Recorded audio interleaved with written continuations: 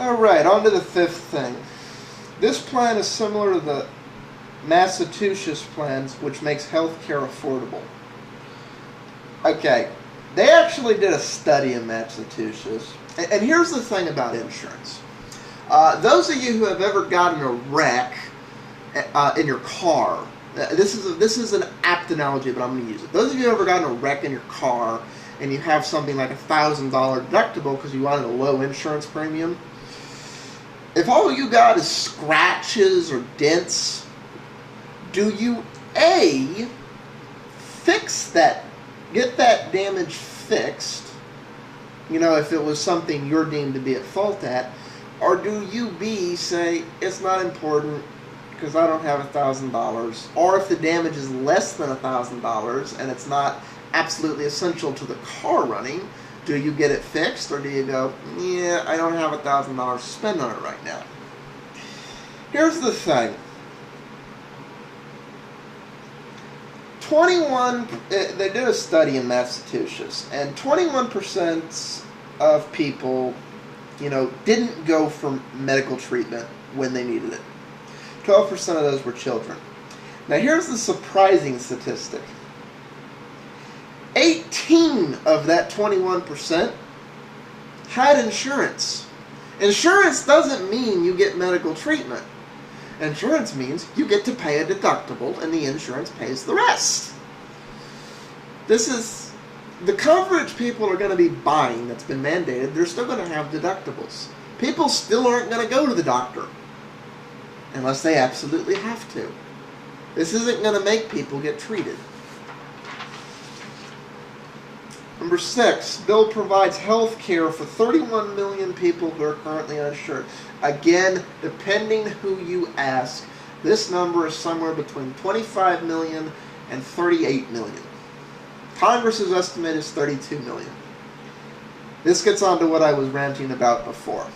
Yes, roughly 30 million people are going to get insurance. They're going to be made to buy it. It's like people are under this... People are like, it's a good thing. 30 million people are getting insurance. 30 million people that aren't paying for insurance right now, most because they can't afford it. If you can afford insurance, it's a good thing. But insurance is a pro and con thing. It's you weigh the cost of getting started. For example, I'm in an area that's very likely to flood. I don't buy flood insurance because the money I would give the flood insurance company would exceed the damages I could suffer. Instead, I stick the money that I would give the flood insurance that I would be giving the insurer for flood insurance in my savings account. So in the event we flood, I have the money in the bank to replace the stuff. That's being financially sound. Same thing for households. It depends what they're doing with their money. If they're just throwing it away, but if they're sticking it in their savings account in case they get a medical accident, that's not. And it's not like if you're hurt seriously, emergency room is going to say. Now the alternative to that is you get something like cancer or something really, really bad that easily gets into hundreds of thousands to millions of dollars overnight. But yeah, if you can't afford to buy the premiums, it doesn't really matter. It's a moot point. But you're going to have to buy them now.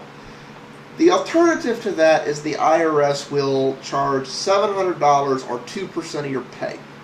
So there's going to be a lot of people who literally can't afford the $5,000. Whether the government says they can or not, if they can't afford it, they're not going to buy it. Their taxes just went up $700. Because that $700 is about the 2% for the average household. So, no. Now, there are some people afraid that the IRS is going to come levy against you.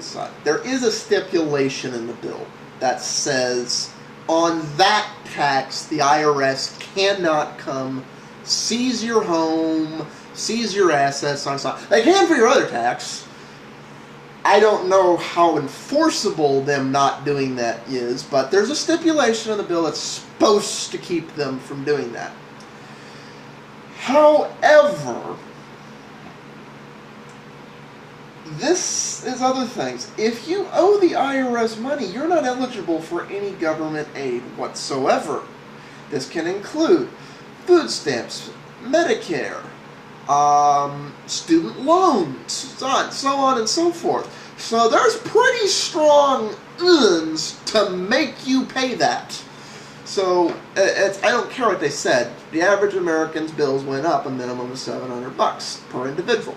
$1,400 for a household. The next thing. Under this plan, you can keep the insurance you have if you like it. You don't have to, switch to a government health plan or something like that, because there isn't actually one in this. Well, this is both true and not. Here's the thing. There's an excise tax on employers. So what's likely going to happen here is the same thing that happened with as soon as the credit bill went into effect. If you all noticed over the last few years, what happened is a lot of people's interest rates started going up, minimum payments, and everything on their credit plan started changing regardless of whether they were paying it or not. This was because after date Y, nothing could change. Here's what's going to happen over the next 4 years. I hope I'm wrong about this, but let's face it. The insurance company's got to protect themselves, and they got to leverage risk, which has now just become largely illegal. So here's what's going to happen. Employers, to deal with this, are going to be switching plans to things with higher co-pays. Your coverage, if you have a plan, is probably going to get a little weaker.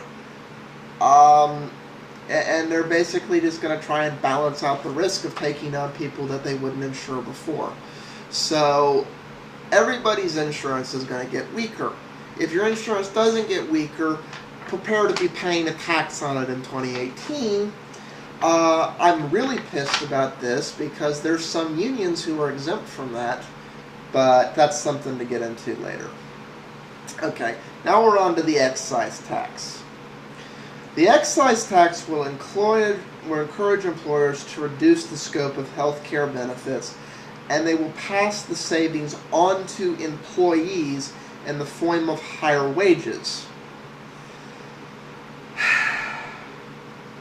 This is something you can neither prove or disprove. At the end of the day, this comes down to what school of thought you believe. It's the same logic behind, oh, well, if there wasn't piracy, my movie theater ticket would be cheaper. Yeah, I'm not so sure about that. I think the movie theater would be more profitable. I don't think they'd cut the price of the ticket by a third. So,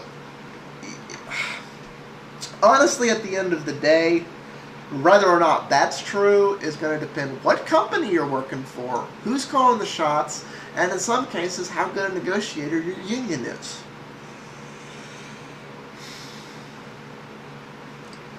Okay. Item 9. This bill employs nearly every cost control measure ideal for bringing down costs.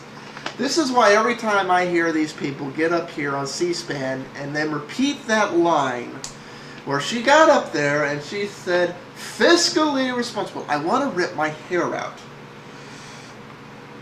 The public option isn't in this bill. Estimated savings and decrease in medical costs would have been $25 to $110 billion. Medicare buy-in is not in this bill. Drug reimbursement, $19 billion, not in this bill. Medicare drug pricing negotiation, $300 billion, not in this bill.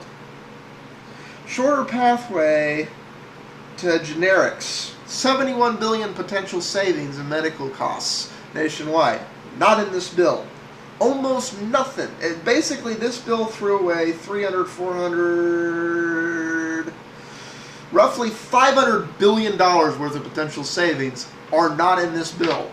Almost all of the medical waste did not make it into this bill. I'm up on time. We will do the other ones in the next part. Peace out, all.